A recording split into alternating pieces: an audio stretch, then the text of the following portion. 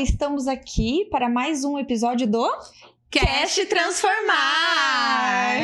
E hoje esse episódio em especial irá falar de um tema fundamental, essencial, necessário.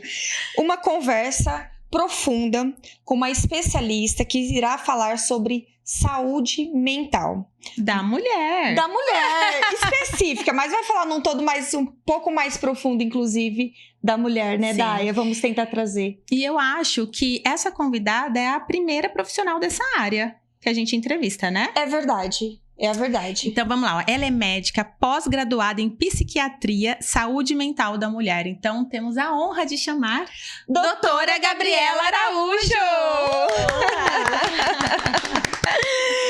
Bem-vinda, doutora Gabriela Araújo. Meninas. Se apresente, fala um pouquinho de você para nós, para o telespectador. Vamos lá. Eu sou Gabriela Araújo, eu sou médica, sou pós-graduada em psiquiatria. Inicialmente, eu comecei atendendo todos os públicos, porém, eu vi a carência de pegar um nicho que seria a mulher. Então, eu comecei a ver que as demandas de pacientes eram mais mulheres e percebi que eu conseguia ter muita resposta ao tratamento, estabelecendo esse vínculo de confiança. Então, foi por isso que eu dei mais essa filtrada na saúde mental feminina. Então, hoje, 80% das minhas pacientes são mulheres. Eu ia fazer essa pergunta, se você atende todos os públicos no geral ou só a mulher? Eu atendo todos os públicos. Inclusive criança, não? Acima de 16 anos. Acima de 16. Isso.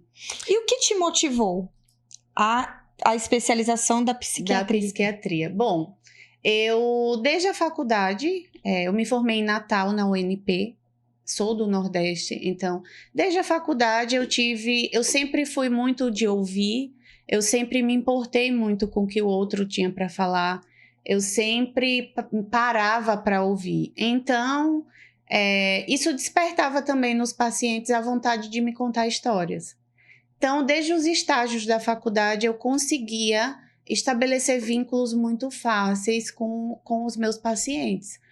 E a psiquiatria sempre me encantou, para ser bem sincera.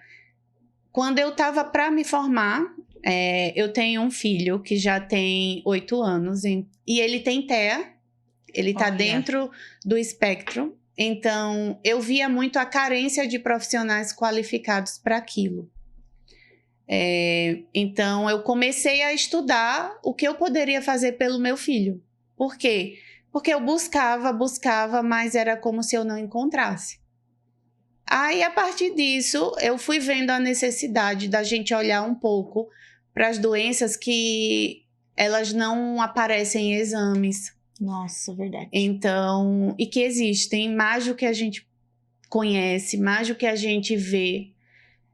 Que são as doenças da mente. Então, e que precisam desse olhar, precisa que a gente pare, que o médico, a gente como profissional médico, pare e olhe o paciente como um todo. A gente não tem aquela consulta rápida, aquela consulta só de queixa. Então, começou a minha curiosidade a partir disso aí. Uhum. Para começar, eu posso te chamar de Gabi? Vai ser muito automático. Eu tava aqui com a pergunta sobre esse Gabi, aí deixa eu perguntar. Inclusive, quando falamos das doenças da mente, não são doenças que dão, por exemplo, em exames. Exatamente. Né? É o que a gente chama assim, elas são de clínica, né? É o que o paciente me relata, o que eu vejo no paciente, porque a gente tem que ter esse olhar. Eu observo o meu paciente de quando ele abre a minha porta, de quando eu vou buscar ele na sala de espera, na minha recepção. Então, eu observo a forma que ele anda, eu observo as vestimentas, eu observo a forma que ele senta. Então, tudo isso, essa linguagem corporal também me diz muito sobre o paciente. Uhum. Que muitas vezes a gente faz o exame e tá tudo ok, mas o meu paciente tem muita queixa. E quais são as maiores queixas, assim, quando o paciente chega lá, o que eles relatam? Hoje em dia, vamos falar do pós-pandemia, né? que foi esse boom de doenças mentais. Eu costumo dizer que não é que o pessoal fala muito que virou modinha, mas não, elas sempre existiram.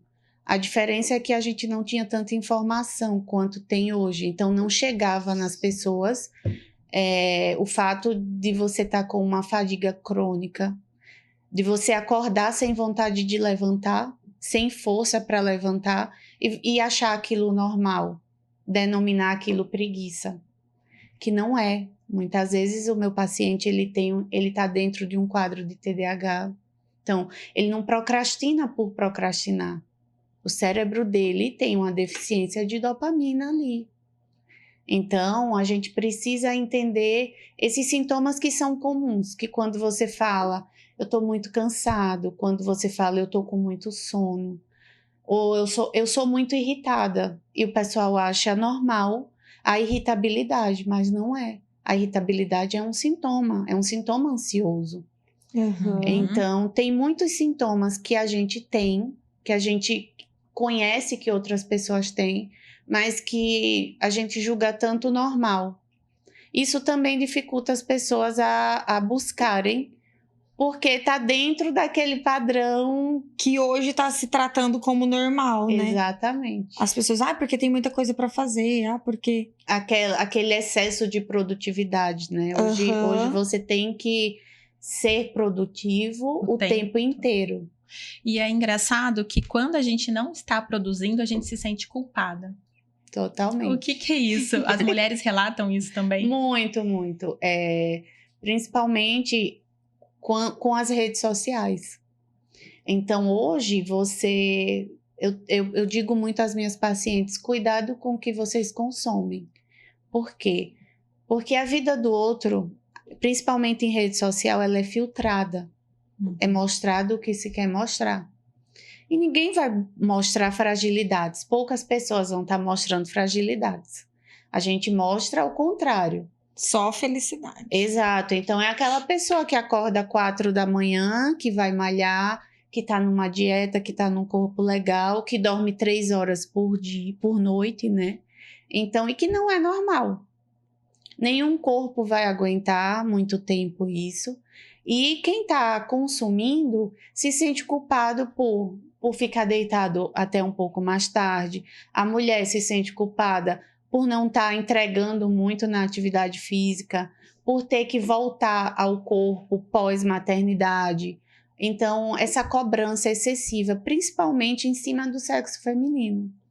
Porque além da gente ter que ser produtiva em questões laborais, a gente tem que dar conta da casa, do filho, do marido, da cozinha. E ficar bonita. E ficar bonita.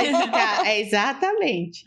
Então, a sobrecarga, né, de expectativas que a gente tem e que a gente carrega, querendo que isso aconteça também, adoecem. Sim. Sim. E essas, quando falamos das doenças, né, da mente, nós podemos, ao longo da nossa vida, desenvolver. Inclusive o TDAH. Exatamente. Não necessariamente nascer. Não necessariamente ele ou nascer ou ele vem apresentando algo gritante de infância. Não, às vezes, digamos, eu tenho pacientes que já foram usuários de algum tipo de droga, então, que desencadeou outras patologias psiquiátricas, inclusive o TDAH. Pacientes que têm histórico do uso de cocaína, a probabilidade dele desenvolver uma esquizofrenia é muito grande. Então, alguns comportamentos que a gente tem ao longo da vida podem surgir patologias psiquiátricas derivadas deles. Entendi. Gabi, quando você falou sobre, até citou o seu filho, por exemplo, eu queria fazer um paralelo das mães que têm um filho com algum tipo de transtorno. Eu não sei se você observa, primeiro, 2 pontos. Primeiro, a gente tem observado que mais crianças têm nascido com algum tipo de transtorno. Esse é um ponto. Essas mães têm ficado doentes por isso? Bom, muito. Inclusive, eu tenho uma colega que atende muita criança e as mães passam comigo. Por quê? A mãe precisa estar bem para ela poder cuidar de um filho atípico. Uma mãe atípica, ela precisa estar bem. Uhum. Ela vai enfrentar não só aquela limitação do filho, que na verdade eu nem digo limitação, eu digo diagnóstico, como ela vai enfrentar toda uma sociedade que, por mais que o tempo tenha evoluído, ela não está preparada para as pessoas diferentes. Então, ela tem... E isso independe de classe social. Depende de onde você está. Os locais hoje, eles não estão preparados para isso. Eu costumo dizer para as mães que a gente tem que educar o nosso filho para lidar com os filhos dos outros, quando deveria ser o contrário. Olha só. Então, as mães, elas precisam desse cuidado. Por quê? Quando você projeta um filho ou não projeta, o medo, pelo menos o meu medo individual, assim, é de futuro. Como é que meu filho vai ser adulto? A gente prepara o filho para o futuro, né? E quando você vem com um diagnóstico que pode comprometer um futuro independente, você tem essa preocupação em dobro, porque a gente já se preocupa com o filho. E quando você tem algo que você precisa de intervenções, o meu filho, ele é nível 1 de suporte, então ele requer menos do que um nível 3, porém ele ainda tem... ele precisa do cuidado. Sim. Ele precisa de intervenções terapêuticas e que a gente precisa ter tempo para poder estar ali, a gente precisa trabalhar para poder custear. As cobranças são maiores São ainda. muito maiores. Então, as mães, elas precisam desse olhar. E olha que interessante, porque precisa de todo esse suporte. A criança precisa de todo esse suporte, mas ao mesmo tempo a mãe também precisa dos cuidados. Exato. Né? Que querendo ou não, também muitas vezes tem a necessidade de terapias ou de um acompanhamento, né, médico. A sobrecarga dessa mãe, ela é muito maior que a das outras. E muitas vezes ela tem tanta carga ali, tem tanta demanda, que ela esquece dela. Que ela toma remédio para acordar e toma remédio para dormir. Então, acelera e desacelera o corpo. Meu Deus. Quando chega uma mãe, ou por essas questões, né? Porque é uma mãe atípica, ou não, mas chega uma mulher. Como que tá essa saúde mental? A gente até brincou aqui antes da gravação. Mulher tem saúde mental? Mulher tem saúde mental. Precisa tem como ter, né? Qualidade na saúde mental da mulher. Porque ser mãe tem esse peso, independente, né? Mãe atípica ou não, mas tem um peso a mais. Exatamente. Não só a mãe em si, né? Eu costumo dizer que o sexo feminino, ele vem com esse peso a mais. É claro que cada fase da vida da mulher vão ter demandas diferentes. Mas eu recebo muito no consultório e eu vejo que a identificação que elas têm comigo é porque elas estão falando de uma mulher para outra. Então, eu sei o que dói. Eu posso não ter passado por aquela dor. Sim. Eu posso não ter chegado na menopausa, mas eu sei o que dói naquela mulher e de algum modo, não que se ela fosse num psiquiatra homem, seria diferente. Mas assim, eu consigo sentir o que ela quer me falar. Às vezes ela nem precisa me dizer. Então, por quê? Porque eu sou mulher também. Porque eu sei das fragilidades. Porque eu sei que muitas vezes a gente fala chorando. Sim. Então... e ela precisa desse olhar, ela precisa de um olhar sem julgamento. Ela precisa de um espaço onde ela possa ser quem ela é. Sim. Porque no meu consultório é isso que eu passo para elas. E eu quero também tirar o que elas têm de melhor. Eu quero exaltá-las.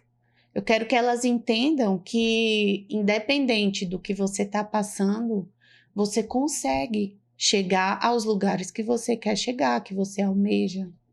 e que você consegue sim ser feliz, consegue sim ter qualidade de vida. Uhum. Nós falamos também, começamos na entrevista, dizendo assim que muitas das doenças mentais estão sendo naturalizadas, né? E duas que eu acho que é muito comum é a ansiedade e a depressão, né? Inclusive, assim, também tem muito. Às vezes eu penso que o excesso do conteúdo traz a pessoa a se autoanalisar, autoavaliar, né? A comparação. Essas duas doenças, como que a gente pode, assim, identificar, saber que realmente estamos caminhando, precisamos de um alerta? Exato, Lilian. São bem comuns, né? A ansiedade e a depressão. E principalmente esse pós-pandemia. A gente veio, a parte da saúde mental, a gente que cuida, a demanda era assim, e crianças. Então, não teve faixa etária.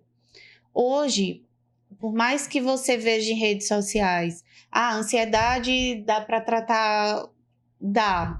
Tem exercícios de respiração, atividade física é primordial, é um pilar do tratamento. Olha que legal. Psicoterapia. Durante a atividade física, a gente tem uma liberação de hormônios, então não é só a parte estética. Sim. Esses hormônios, eles regulam sintomas ansiosos, sintomas depressivos.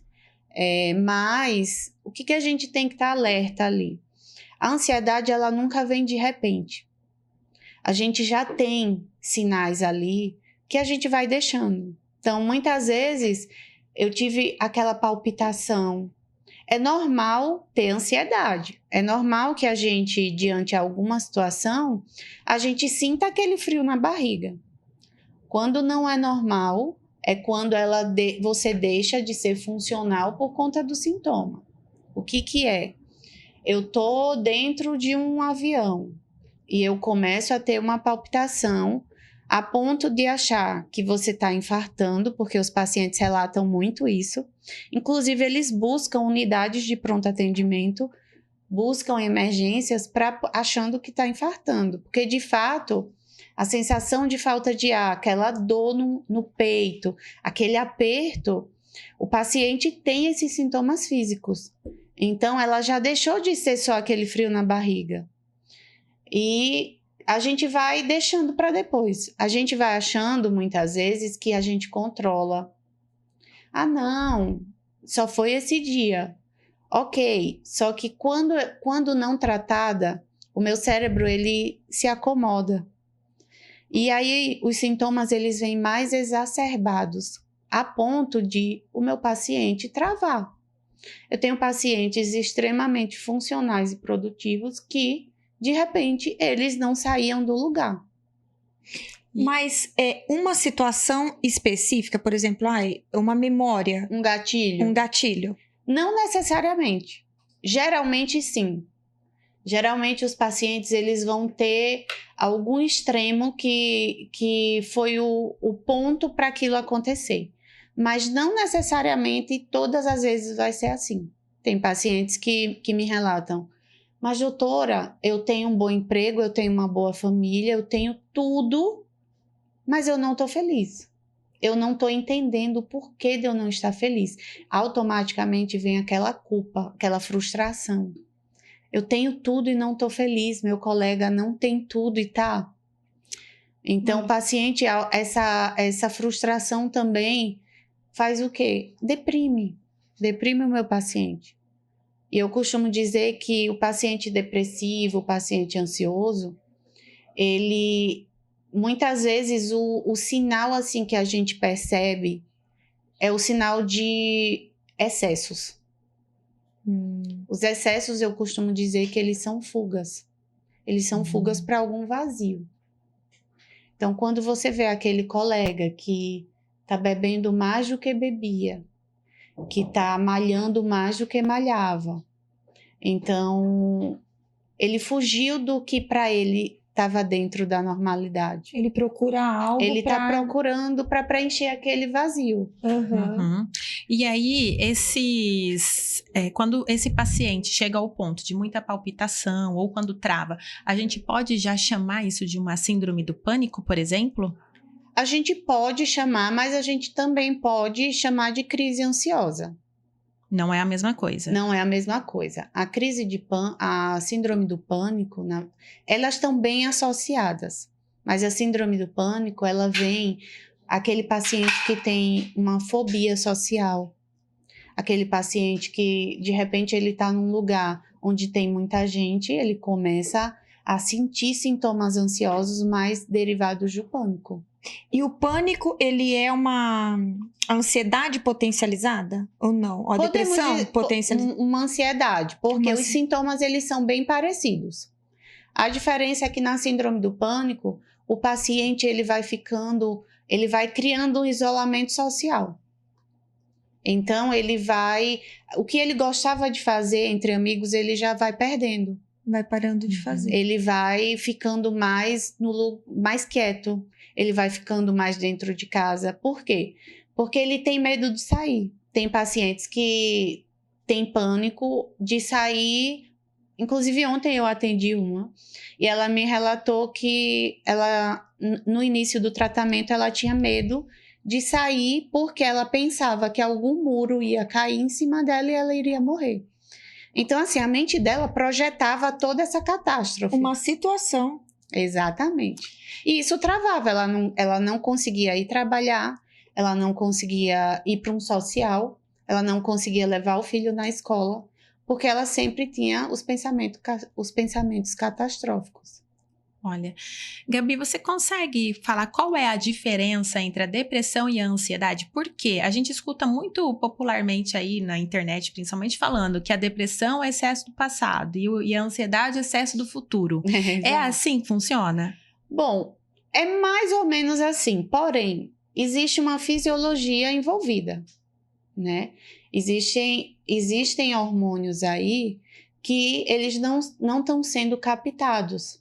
Então, cada patologia, quando a gente pensa, ela é muito clínica, porém existe uma disfunção naquele cérebro também. Não é nada que a gente cria baseado só no relato. Existe uma fisiologia ali envolvida, um funcionamento cerebral comprometido que faz com que eu manifeste esses sintomas. Então, é correto, por quê? Porque a ansiedade, ela é aquele sofrimento antecipado. Ela costuma estar à frente do que vai acontecer. E muitas vezes ela pensa que o que vai acontecer é algo ruim.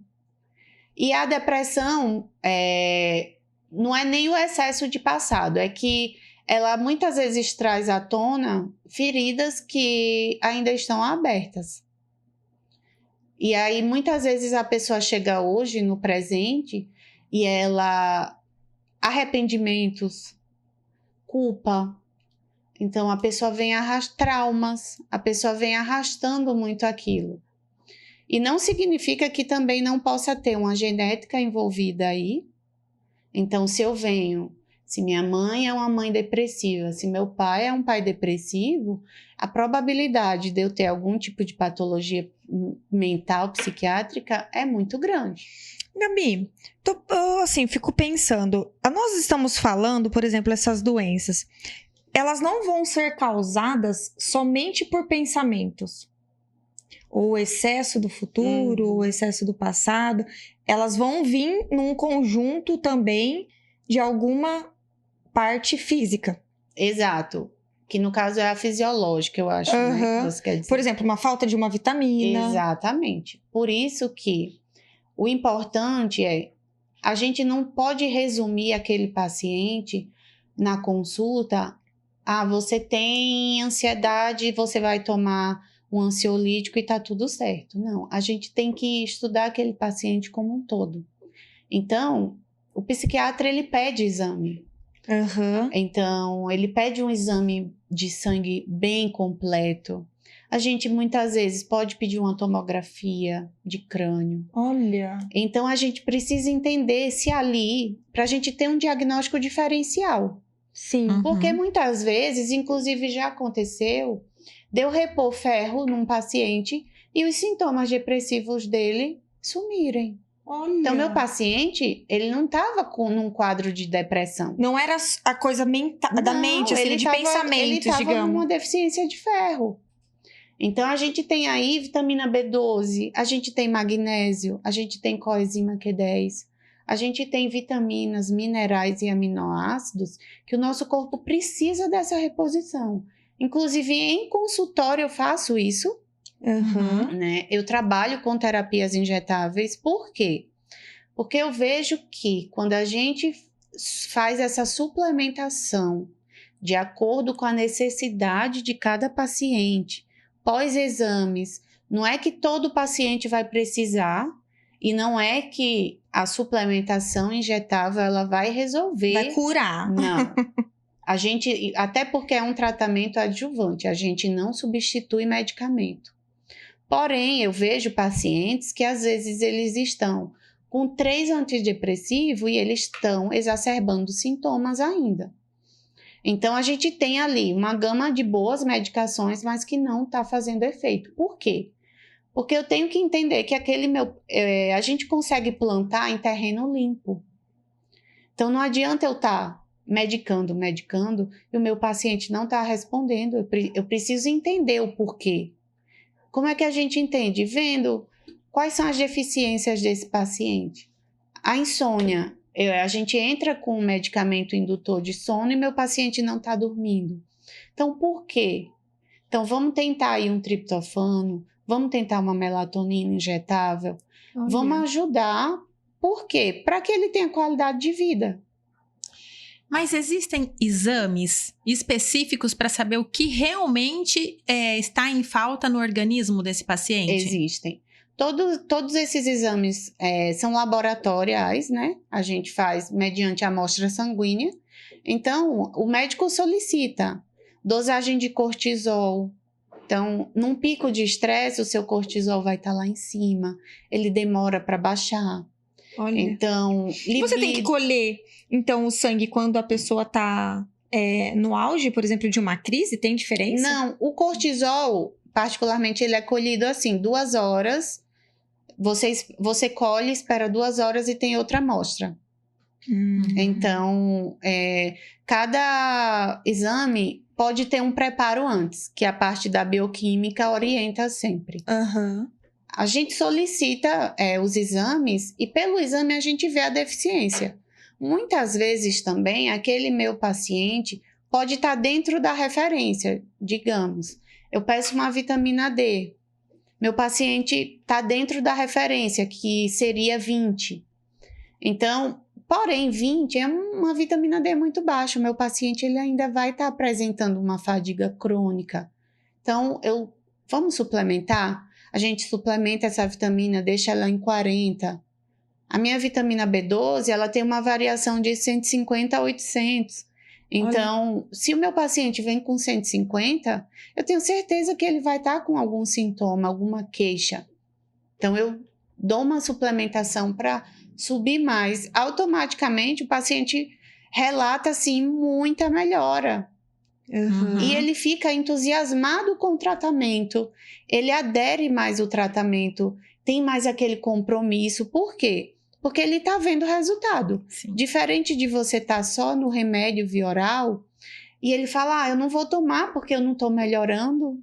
Sim. Ou então ele se automedica, né? Em casa ele vai e aumenta a dose, achando que isso vai melhorar. Ou às vezes o familiar toma e o familiar ficou bem, então ele acha que ele vai tomar. Mas eu costumo dizer, não é receita de bolo. Os medicamentos, eles são necessários. Porém, precisa ter o acompanhamento médico. Por quê? Porque a gente consegue ajustar a dose. A gente consegue ver o que é bom para você, pode não ser para ela. Então, a gente muda a medicação. Eu tenho pacientes que toleram bem uma medicação e eu tenho outros que não toleram. Então, a importância do acompanhamento médico é essa. Sim. E esse exame, ele é pedido antes de orientar esse medicamento, né? Antes dessa orientação, ou não? Quando o paciente chega lá, você já faz um exame clínico mesmo e já receita algum tipo de medicamento? Dentro do meu consultório, eu tenho uma máquina de exame que a gente consegue entender através de estímulos eletromagnéticos, a gente consegue entender um pouco se aquele corpo tem alguma deficiência. Olha, ali na hora, durante a consulta. Ali na hora da consulta. Olha. Então, eu faço esse para a gente poder iniciar ali o quê? Se meu paciente tem um excesso de metais, então a gente consegue fazer essa desintoxicação, a gente consegue fazer deixar o corpo em equilíbrio para quê? Para receber o suplemento. Então, a gente vai limpar ali aquele corpo. Então, porém, eu não deixo de pedir os exames de sangue, que são os de laboratório. Uhum. Quando o meu paciente, na primeira consulta, se ele quiser, a gente consegue. Por quê? Dependendo da queixa dele, eu já sei que tem alguma deficiência ali. E mesmo que não me venha a deficiência, que o valor esteja dentro da referência, eu vou acreditar no que o meu paciente está me relatando, porque ele está sentindo, ele está tendo sintoma. Olha que legal. Sim. Então, ele tem que sair dali acreditando que ele vai ficar bem. Sim. Eu falo isso porque quando a gente fala de psiquiatra, né? As pessoas são muito resistentes. Eu acredito que tem mudado isso, porque muito se ouve falar em terapia, que todo mundo precisa e precisa mesmo. É verdade. Mas ainda tem essa resistência. E principalmente com os remédios. Porque não, eu não preciso tomar remédio. Eu não sou louco. Escuta muito disso. Muito. E assim, quando você fala psiquiatra, aí o pessoal denomina muito, é médico de louco. Sim. Já acha que vai usar roupa branca, amarradinha atrás. Exato. Camisa de força. Tanto é que até um tempo atrás, eu não era presente nas redes sociais. Eu tinha meu Instagram fechado. Por quê? Porque meus pacientes, eles se constrangiam até em me seguir. Olha. Nossa. Porque eles não queriam que outra pessoa visse que eles iriam num psiquiatra. Uhum. Principalmente os homens. Então, e o homem, ele tá muito atrelado àquela de que o antidepressivo perde libido. Então, tem aquela dificuldade para ereção. Então, eles não tomam. Olha. Eles não tomam. A mulher também, ela pode ter uma baixa de libido, mas a gente consegue, com uma suplementação ou com outra medicação, a gente consegue equilibrar isso aí. Então, por mais que hoje a saúde mental ela já está bem mais acessível, hoje em dia já se fala com mais naturalidade, hoje em dia você vê famosos falando, então isso traz também uma autoridade para quem quer falar. A gente ainda precisa quebrar muitos mitos, muitos paradigmas que ainda existem. Doutora, eu não vou tomar porque vicia. Eu não quero ficar dependente de remédio a vida inteira. Eu vou ficar sonolenta? Então, assim... Vou engordar. Eu vou engordar, eu vou ficar sonolenta, eu vou conseguir trabalhar? Então, essas queixas, assim, são muito frequentes em consultório. E aí, a importância de você. Eu sempre determino a terapêutica do meu paciente com ele. Então, o que hoje te incomoda? Então, vamos, esse vai ser para isso. Você pode ter determinados efeitos colaterais, você pode sentir determinados sintomas, o que é normal. Tem o meu telefone, qualquer dúvida. Começou a sentir, volta pra gente corrigir, exatamente, né? Equilibrar. Vamos ajustar. Então, assim, eu não vou medicar meu paciente e falar, vai e volta com 30 dias. Porque a maioria das medicações, elas vão ter sim efeitos colaterais. E muitas vezes são efeitos colaterais que o paciente sente como se tivesse pior do que antes. Olha. Então, ele precisa entender que o pior vai durar 7 dias e depois vai passar. Mas para ele entender isso, a gente como médico precisa explicar. O médico psiquiatra, ele trabalha em conjunto com outros especialistas? Sim. Porque falamos muito, por exemplo, da parte de vitaminas. Nutricional, né? Isso, se eu tiver uma boa alimentação, vai que ter efeito, né? Eu vou buscar também uma nutrição Tô anotando pra perguntar isso agora. Você acha que eu não... Isso um pouco. Você acha Não, porque... Logo ela, que é da... Não, é assim, porque assim, eu tenho um relato pessoal que eu não fui num psiquiatra, mas é porque eu tenho endometriose e eu precisei fazer o tratamento com remédio. Só que esse medicamento, ele me deixou na menopausa, né, até então. E aí, é aquilo, né, se a gente toma pra consertar uma coisa, prejudica a outra. Parece mecânico, né? É meio que isso. E aí, qual foi a minha alternativa? Alimentação. Porque não tinha pra onde correr. Eu cortava muita coisa ou continuava tendo outro tipo de problema. Então, eu queria entender também isso. Se funciona só com alimentação. Aí eu sou um pouquinho mais radical. Bom, não. Mas a gente chama de MEV, né? Que é mudança do estilo de vida. Então, o que engloba aí? Engloba tanto a alimentação quanto a atividade física. Eu sempre falo para os meus pacientes que são pilares de um tratamento: medicamento, alimentação e atividade física. Não adianta fugir muito disso. Por quê? Muitas vezes o meu paciente ansioso, ele é como eu disse, é fuga. Então ele vai descontar a ansiedade dele na comida. E aí ele precisa entender o gatilho daquilo para poder evitar. Só que não adianta se o meu paciente não tiver a consciência do que é se alimentar bem. Se na geladeira dele só tiver doce, se na geladeira dele só tiver enlatados. Então, eu sempre... Claro, se o meu paciente tem o acesso, eu sempre encaminho para nutricionista para fazer esse acompanhamento. Por quê? Porque tem determinados alimentos que eles são mais de estímulo, consequentemente, ele vai piorar uma ansiedade.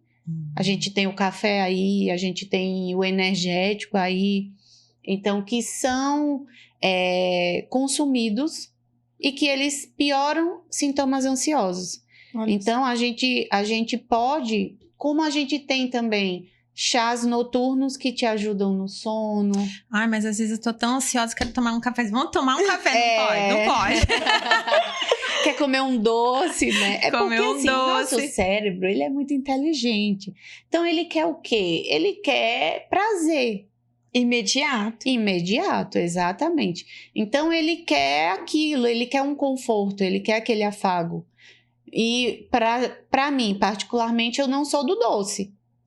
Então, se eu passar por um momento ansioso ou nervoso, eu não vou partir para o doce, porque aquilo ali, para o meu cérebro, não é prazeroso.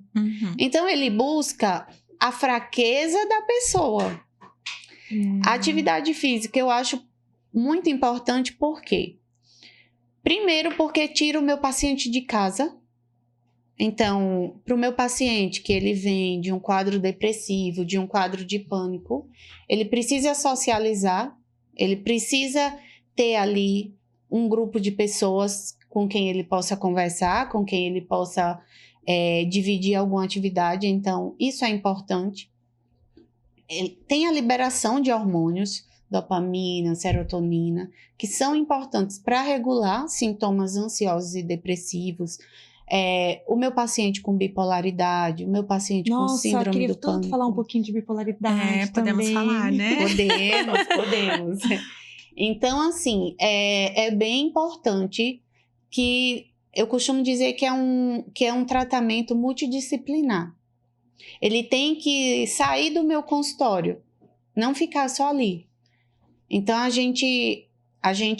lá na clínica a gente tem Nutri, inclusive, que pode fazer esse acompanhamento do paciente lá mesmo no espaço. Então, ela vai ver também as deficiências nutricionais desse paciente, vai ajudar na suplementação. Então, isso também é bem importante. É completo, na verdade, né? E uma exatamente. coisa ajuda a outra. E para chegar na eficiência, né? Assim, no tratamento, a pessoa entender que ela precisa fazer um pouquinho De cada coisa para ter Exato. o sucesso. Manter em equilíbrio, né? Sim, tudo. mas eu acho que quando a gente fala até assim, não se assustem, tá, pessoal? Porque assim, quando a gente fala isso, que é um conjunto, que é um pouquinho de cada coisa, as pessoas ficam meio assim, não vou conseguir. Alimentação, atividade física, acompanhamento psiquiátrico.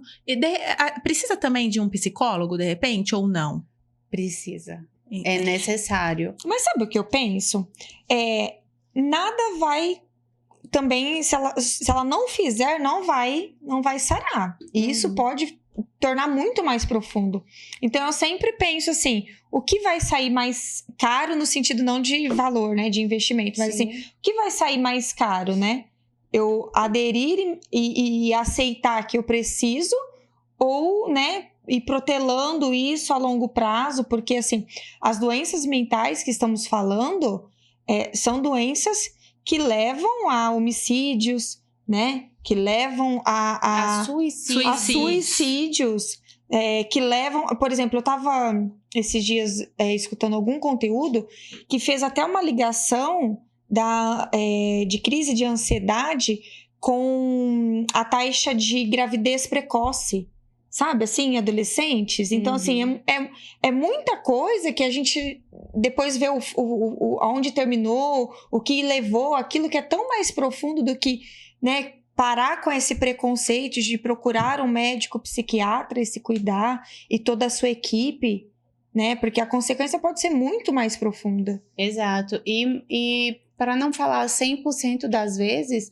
90% ela vai ser. Por quê? É como eu falei, o sintoma, ele vai aumentando ao longo do tempo, ao ponto de deixar a pessoa disfuncional. Então, você já fica uma pessoa disfuncional no social, no trabalho, na família. Então, já alterou ali toda a sua qualidade de vida, já despersonalizou você, né? Então, quando a gente fala, precisa ir no psicólogo, precisa ir no nutricionista, de fato, demanda tempo, demanda condição financeira, enfim. Mas a gente precisa entender também que a gente precisa fazer trocas inteligentes. Se eu tenho tempo para ficar 1 hora no celular, eu tenho tempo para caminhar 1 hora. Então, se eu tenho tempo para comprar, se eu tenho dinheiro para comprar refrigerante, eu tenho dinheiro para comprar uma fruta. Olha. Sim. Então, são trocas inteligentes, são prioridades. Que muitas vezes a gente vai para o que é mais difícil, porém, é o que está mais acessível, porque mudar requer esforço. Sim. É isso que eu ia falar. A pessoa, ela quer o benefício, mas não quer pagar o preço. Exato, é o ônus e o bônus, né? Sim. Só que é o bônus, não tem como. Dá trabalho. Dá trabalho. Dá trabalho, mas assim, será que não vale a pena você ter trabalho com a pessoa mais importante da sua vida, que é você? Olha. Que frase maravilhosa. Então, assim, a gente se preocupa com tantas outras coisas. E olha que eu tenho escutado muito isso, eu não sei se é porque eu não gosto de escutar essa frase, mas eu tenho escutado muito, mas eu sou assim, nasci assim, não vou mudar. Eu já tenho quase 60 anos, não vou mudar. Não é agora que eu vou mudar. Eu vivi assim a vida inteira. A vida inteira, então não vou procurar, não preciso. É difícil, né, você conseguir mudar essa mentalidade das pessoas. É difícil. É por isso que eu não gosto muito de extremos. A gente precisa entender o porquê de cada pessoa agir de tal forma. Tem a pessoa muito ativa, tem a pessoa muito reativa, tem a pessoa muito passiva. Então, quando você ela é nervosa demais, chega ao ponto de não ter filtro, de ser uma pessoa inconveniente. Porém, quando você vê lá atrás, né? A pessoa, ela vem de traumas. Ela vem de uma vida que nem sempre foi tão fácil e que aquela é a maneira que ela achou de se fazer ouvir. Então, E de defesa também, de defesa, talvez. exatamente. Ah, eu não vou mudar. Eu já tive pacientes que entraram no consultório e falaram isso. Eu já tive pacientes que, olha, eu só tô aqui porque minha mulher mandou, mas eu não vou tomar o remédio que você passar. Eu falava, não, tudo bem, mas me fala um pouquinho de você. Porque assim, não adianta, alguém tem que ceder ali. Alguém tem que ceder. É claro que a gente não vai, eu costumo dizer que a gente não vai ficar como um Buda a vida inteira, né? Naquela paz interior, ouvindo tudo, não. Mas a gente precisa entender o que aquela pessoa quer falar pra gente. E muitas vezes a forma dela falar é uma forma grosseira, é uma forma mal educada. E quando a pessoa diz, eu não tenho problema, eu vivi a vida inteira assim, você já liga uma antena que ali tem um problema. Sim. Porque a gente precisa estar em constante evolução, em constante mudança. Então, uma pessoa que diz, eu não tenho o que mudar, então ela tem tudo para mudar.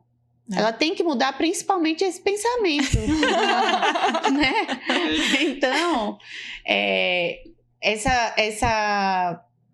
essa questão do tá bom assim, eu vivi até hoje assim, não tá bom. Mas né? normalmente esses pensamentos são características de qual... assim, se ela tá na ansiedade, a depressão, tem essas falas? A gente tem, vamos supor, o paciente depressivo, o que ele fala muito? É que ele não tem forças para lutar contra aquilo. Então, eu já estou acostumado, eu já vivo no sofrimento, a minha vida já não tem sentido, então eu vou querer mudar para quê? Então, ele perde a expectativa de vida. Mas aí eu tenho paciente bipolar. Que o meu paciente bipolar, ele senta, ele conversa com você, ele fala sobre tudo, sobre todos os assuntos, sem você perceber que ele está numa mania. Então, o que é o paciente bipolar, né? A gente brinca muito de falar, fulano é bipolar. Então. Então, como é que a gente entende? Como é que a gente pode identificar, né? O bipolar, ele tem oscilações de humor, porém, ele tem oscilações que elas são mais para euforia. Tudo do bipolar é de muita intensidade, tudo dele é muito. Então, quando ele vai para a gente fala de manias, que são essas exacerbações. Uhum. Então, o meu paciente bipolar, ele está em mania religiosa. Então, muitas vezes ele acredita que ele é santo, ele acredita que ele é Deus. Nossa! E ele realmente acredita naquilo. E você pode falar qualquer coisa, ele não vai mudar aquele pensamento. Mas aí ele não vai mudar o pensamento naquele momento. Naquele momento. Tem tratamento, bipolaridade também. Tem tratamento e o paciente, ele precisa ficar em tratamento. Por quê? Porque ele vai de uma passividade para uma irritabilidade muito fácil. E ele tem uma irritabilidade que, como eu disse, ele é muito exacerbado. Então, o nervosismo dele é para quebrar coisas. Se ele for gastar dinheiro, eu tenho pacientes com bipolaridade que eles têm uma mania de grandeza. Então, eu já tive uma paciente que ela gastou todo o cartão, ela tirou tudo da poupança, ela pediu o cartão emprestado e compra. Fica rica do nada. Do nada. E realmente acha que tá rico. Então, e o paciente não tratado, ele vai ficar naquela ilusão ali o tempo inteiro. Depois ele entra numa hipomania, que aí ele vai depreciar. Então, uma tristeza profunda. Exatamente. Ou aquele pensamento intrusivo, aquele pensamento de que não serve para nada, que não presta para nada. Muitas vezes o bipolar, ele tá na euforia.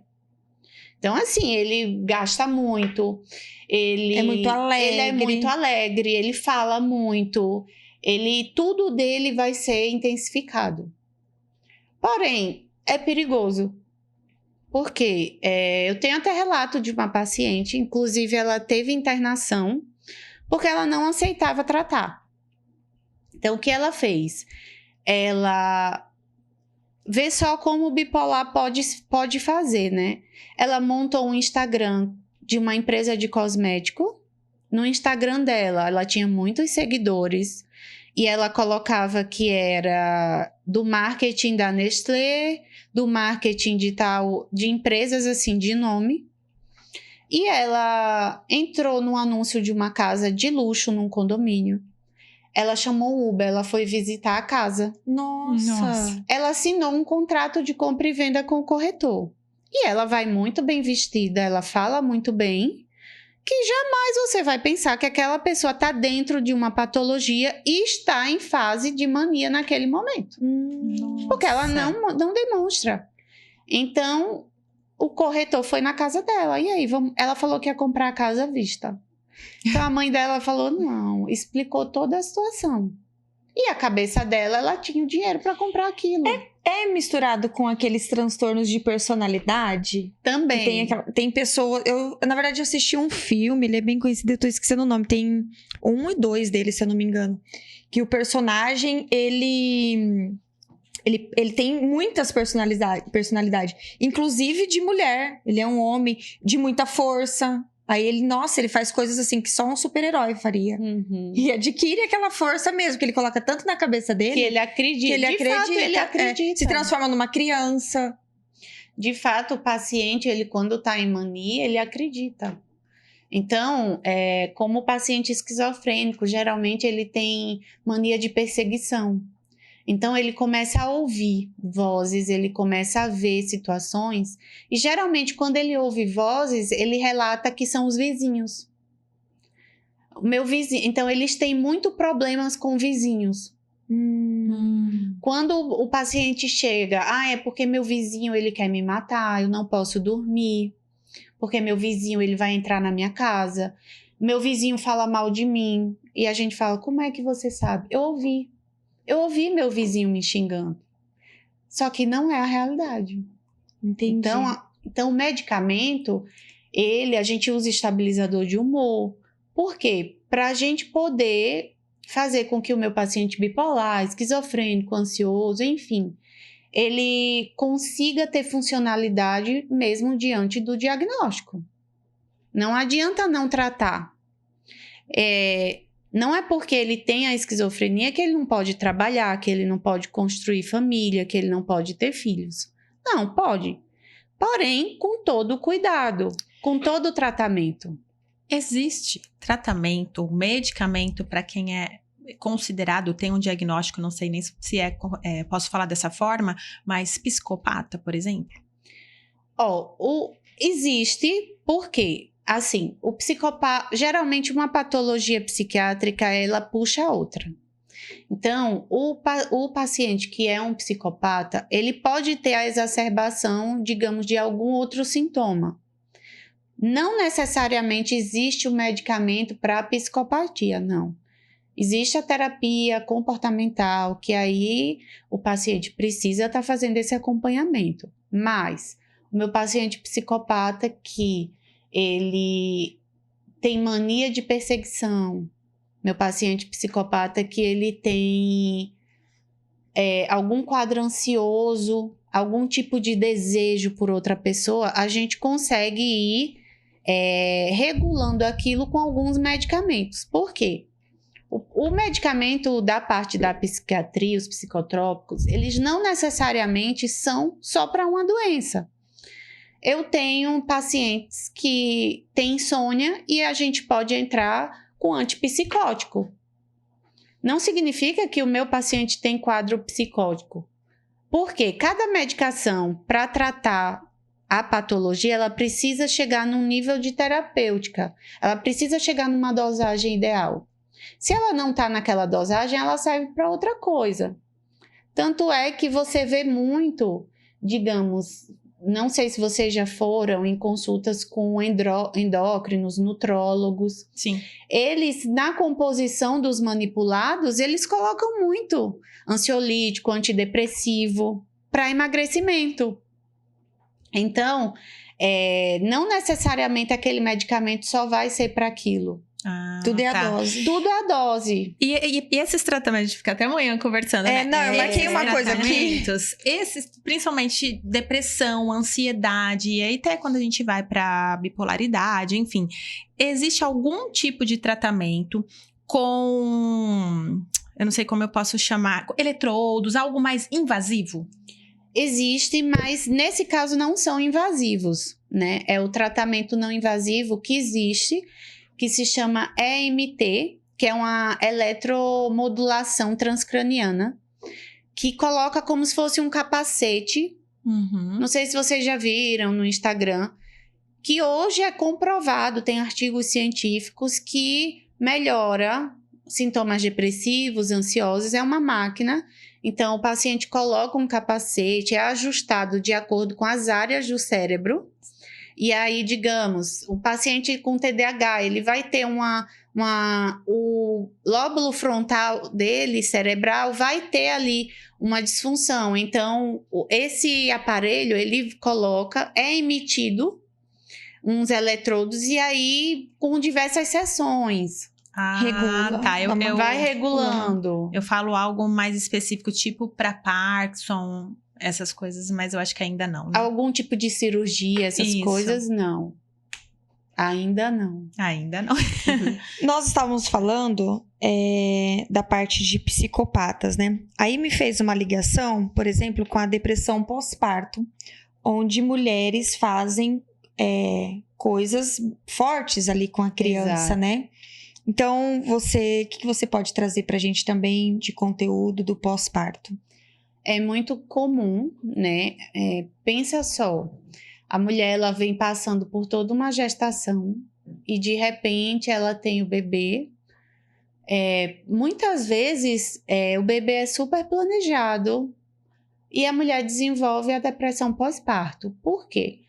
Além da gente ter ali a mulher numa situação bem frágil, a gente tem uma desregulação de hormônios incrível. Então, é quando a gente parte para a fisiologia. Os hormônios, eles estão desregulados. Não necessariamente vai ser todo mundo, mas a minha paciente teve, ok. O que ela vai manifestar? Então, aquela mãe, ela tem o bebê, ela sofre para amamentar. Então, ela não quer aquele sofrimento. Ela começa a ter aquela aversão pelo filho. Automaticamente ela se sente culpada por estar sentindo aquilo. Então ela fica nesse ciclo assim. E aí o que vem na parte da depressão? A culpa, a frustração. Por que eu não consigo? Por que eu não quero segurar? Por que eu não quero dar amor? Por que eu não quero amamentar? Eu tenho relatos assim que elas não querem ver. Só que elas entendem que é o filho. Mas elas não querem ver aquela criança naquele momento. E elas se culpam pelo sentimento que estão tendo. Olha. Então, a importância também do cuidado da saúde mental durante a gestação. Era isso que eu ia perguntar. Tem alguma coisa que possa ser feito durante a gestação como prevenção? Tem. Além dos pilares, né, da atividade física, da alimentação, falando do medicamento, a gente tem medicamentos que são seguros para gestante. Então, claro que em combinado com o obstetra que está acompanhando, mas a gente tem medicações. Por quê? A gente pesa muito risco-benefício. É claro que toda gestante, o que a gente quer é que ela não use medicamento. Porém, se eu tenho um medicamento que não vai causar nenhum dano ao bebê nem à mãe, vai trazer benefícios para a mãe. Por quê? Para preparar ela para um puerpério. Que um puerpério ele já é difícil por natureza. Sem que você tenha nada, você pode ter a maior rede de apoio, você pode ter tudo ali equilibrado, mas é difícil. Então, não tem como. Porque é uma questão hormonal. É uma questão hormonal. Para a mulher, pensa, você tá ali gerando. Depois tem as dores, né? Cesárea ou normal, ou via vaginal, dói. É dolorido o pós. Tem aquela de você ter que ficar mais em casa. Então, para aquela mulher que era muito produtiva, que era muito social, você tem que ficar um determinado tempo ali, reclusa. Então, tem essa falta também. Tem as demandas de dia a dia que você tem que estar cumprindo. Então, assim, são muitas coisas naquele momento onde a mulher queria que fosse as mil maravilhas, né? Porque é a chegada de um filho. Voltamos à maternidade da rede social, né? Exatamente. Queremos que seja igual da amiguinha lá. Que volta o corpo com uma semana. Então, assim, eu costumo dizer que a gente é muito singular, né? A gente é muito individual. As balanças, elas são individuais. Então, para aquela mulher que tem aquela maternidade, que tem o sonho de amamentar, ok. Eu vou ter aquela que não quer amamentar por N motivos, tá tudo bem também. É aceitação, É né, aceitação, Gabi? Porque como é que eu vou julgar uma mãe que não quer amamentar sem saber o porquê? Porque às vezes aquela mãe, ela precisa dar conta dos outros filhos, ela precisa dar conta de casa. É óbvio que a gente, por recomendação do Ministério da Saúde, a gente aconselha, a gente procura orientar aquela mãe dos benefícios da amamentação.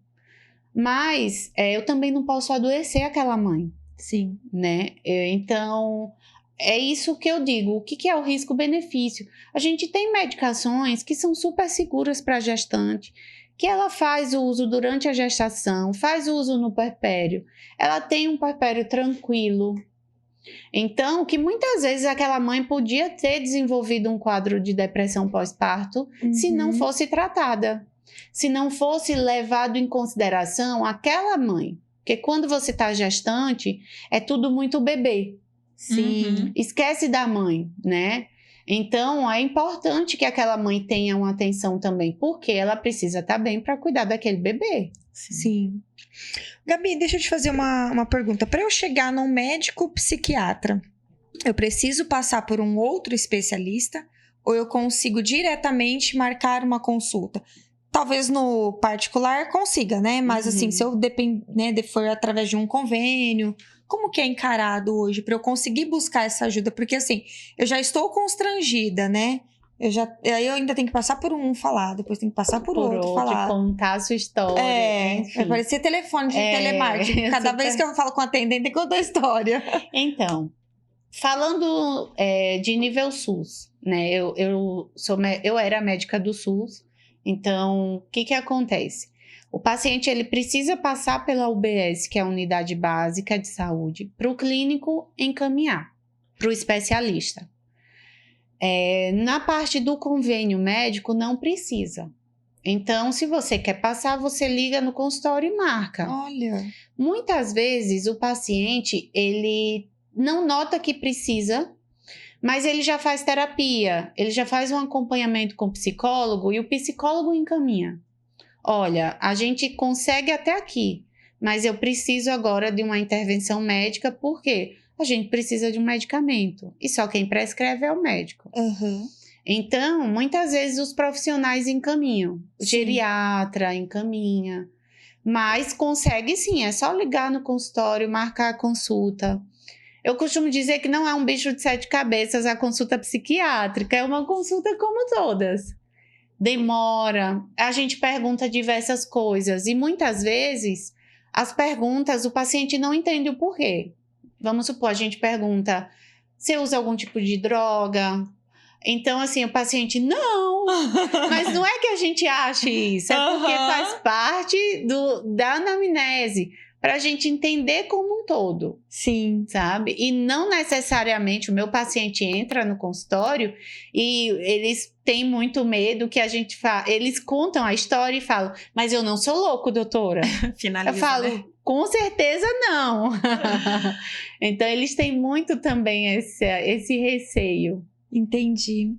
E quer falar dela? Eu tô falando. Não, eu ia falar pra ela, falar as redes sociais, como alguém, futuro paciente, de repente, pode te achar, como que faz para encontrar a doutora Gabriela? De joia. Bom, no Instagram, eu tô no @ doutora Gabriela Araújo Tonelotti. Na minha clínica, que se chama Clínica Gaba, que aqui em São José do Rio Preto, fica na Rua Jaci, ali na Redentora. Então, tem meu número de contato também. Pode entrar via Instagram, ir no consultório, agendar a consulta. Lá a gente faz tanto a consulta ambulatorial, quanto as terapias injetáveis na clínica.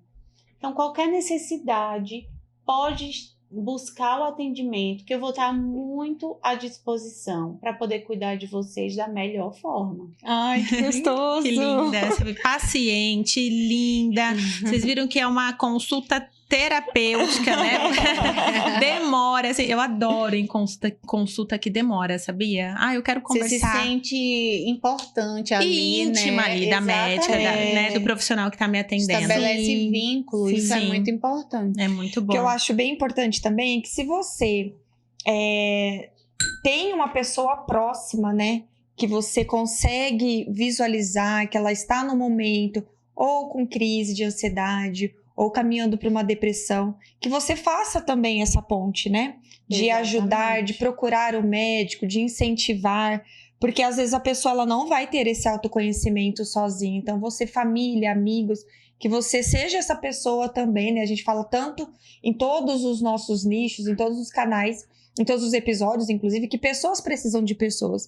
E nos momentos de saúde, nos momentos de te elevar, de sair, de passear, mas assim, na saúde, que você seja também essa pessoa, né? Sim. Para incentivar, para levar. Exatamente, porque a gente precisa entender que muitas atitudes não são normais e a gente vem acostumado a um merecimento, a um nível de merecimento tão pequeno que a gente acostuma ao não estar bem, ao não dormir bem, ao se sentir esgotado, ao faz parte da vida adulta, né? Então, se você nota que alguém está demonstrando esses sinais, que alguém está mudando a forma de ser, que era de uma forma e está agindo de outra, então liga aquele alerta, dá um conselho, seja a pessoa que leva a informação. Então, sem o julgamento. Inclusive, aproveita e compartilha esse episódio com alguém que você acha que está precisando ou com amigos, porque às vezes a gente nem sabe, nem desconfia que alguém próximo está precisando de ajuda. Então, esse episódio e tantos outros que a gente já falou aqui sobre saúde mental e cuidar, né, da mente, corpo e espírito. Exato. E esse programa está completo, gente. O Cast Transformar veio mesmo para transformar de alguma forma a vida de quem assiste, de quem tá aqui com a gente toda semana. É isso mesmo. Agradecer nesse episódio a todos os nossos patrocinadores também, que estão aqui nos apoiando. O QR Code de todas as empresas, passando aqui no vídeo, que vocês busquem essas empresas. Em algum momento que tiver uma necessidade, dê uma prioridade para comprar, adquirir ou conhecer essas empresas, né? Porque são empresários que estão dispostos a contribuir com a sociedade, com trazer informação de qualidade, tá bom? A gente agradece bastante se vocês também alavancarem esses negócios. E se você é empresário, empresária, e quiser também ser um parceiro, um investidor aqui do Cast Transformar, será muito bem-vindo. Ou um profissional que queira estar aqui conversando com a gente, quem sabe, né, amiga? Isso, nos chame! Se inscreva no canal, curta, compartilhe e deixe comentários. E é isso, até o próximo programa. Até! Obrigada, viu, Gabi, por compartilhar conhecimento. Obrigada. Procurem que você consiga cada vez mais contribuir, né? É uma missão a parte da saúde, né? É uma profissão, mas vem carregando um propósito, uma missão junto, porque é tratar de pessoas, do futuro, das mães, dos pais, das famílias, das crianças. É onde vamos parar, né? Obrigada, meninas. Foi um prazer estar aqui com vocês e poder contribuir um pouco, falar desse universo aí que é tão lindo, que é a saúde mental, né? Sim. Isso. Obrigada, viu, Gabi? Muito sucesso, que Deus continue te abençoando, viu? Amém, obrigada. Até a próxima. Até a próxima. Tchau.